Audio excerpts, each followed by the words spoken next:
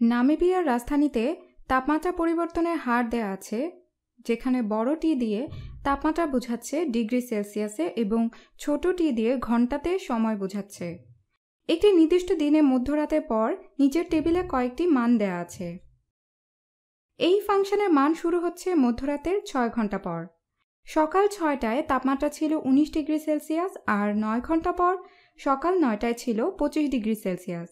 মধ্যরাতের 13 ঘন্টা পর, যার মানে দুপুর 1টায়, তাপমাত্রা ছিল 31 ডিগ্রি সেলসিয়াস।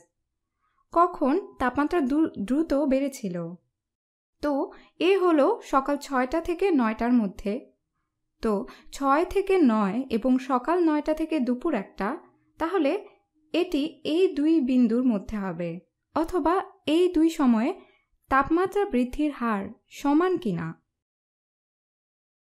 আমরা কি বের করতে চাচ্ছি? তাপমাত্রা বৃদ্ধির হার তাপমাত্রা পরিবর্তন।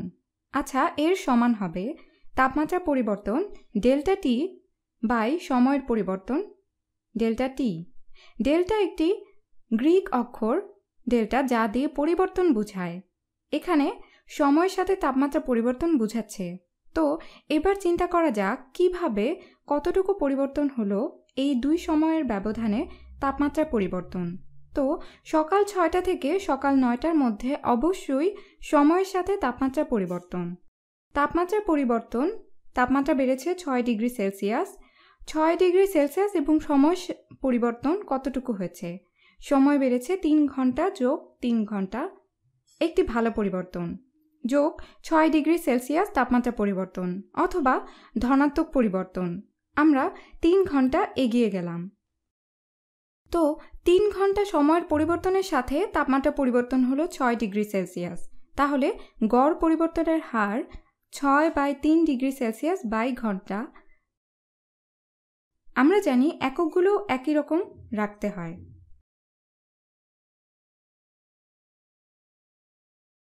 তো এ হলো সকাল 6টা থেকে সকাল 9টা পর্যন্ত পরিবর্তন। এবার আমরা সকাল 9টা থেকে দুপুর 1টা পর্যন্ত একইভাবে চিন্তা করি। তো এক্ষেত্রে আমাদের সময়ের সাথে তাপমাত্রা পরিবর্তন হবে। আচ্ছা, তাপমাত্রা 25 থেকে 31 ডিগ্রি সেলসিয়াসে উঠেছে। আরও একবার 6 ডিগ্রি সেলসিয়াস বাড়ল। কিন্তু এখানে আর 3 ঘন্টা নেই। 9 ঘন্টার 1 মিনিট পর থেকে মধ্যরাতের পর 13 ঘন্টা। তাহলে এখানে প্রায় 4 ঘন্টার পরিবর্তন। এখানে এই 4 ঘন্টায় পরিবর্তন 6 ডিগ্রি সেলসিয়াস বাই 4 ঘন্টা, এবং আমরা এটি পেলাম। যদি আমাদের হিসাব নাও করতে হয়, আমরা দেখতে পাচ্ছি তাপমাত্রা পরিবর্তন সমান, কিন্তু এখানে সময় বেশি, তাই এটি ছোট হবে। পরিবর্তনের হার এখানে তাপমাত্রা কম হারে বাড়ছে। 6 ডিগ্রি সেলসিয়াস বাড়তে এখানে সময় লেগেছে 4 ঘন্টা, আর এখানে মাত্র 3 ঘন্টা। তো তুমি দ্রুতই ধরতে পারছো যে তুমি যদি 6 ডিগ্রি বাড়াতে চাও, এটি দ্রুততর হবে।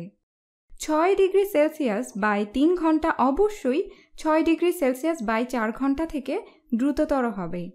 এই তুলনাটি আরেকটু স্পষ্ট করার জন্য আমরা এটি গাণিতিকভাবে করি। 6/4 সমান 1.5 প্রতি ঘন্টায় 1.5 ডিগ্রি সেলসিয়াস। এখন তুমি সরাসরি তুলনা করতে পারো প্রতি ঘন্টায় 2 ডিগ্রি সেলসিয়াস প্রতি ঘন্টায় 1.5 ডিগ্রি সেলসিয়াস থেকে দ্রুততর। তাই এ কারণে আমরা এই বিকল্পটি বাছাই করলাম এবং এটি ঠিক আছে।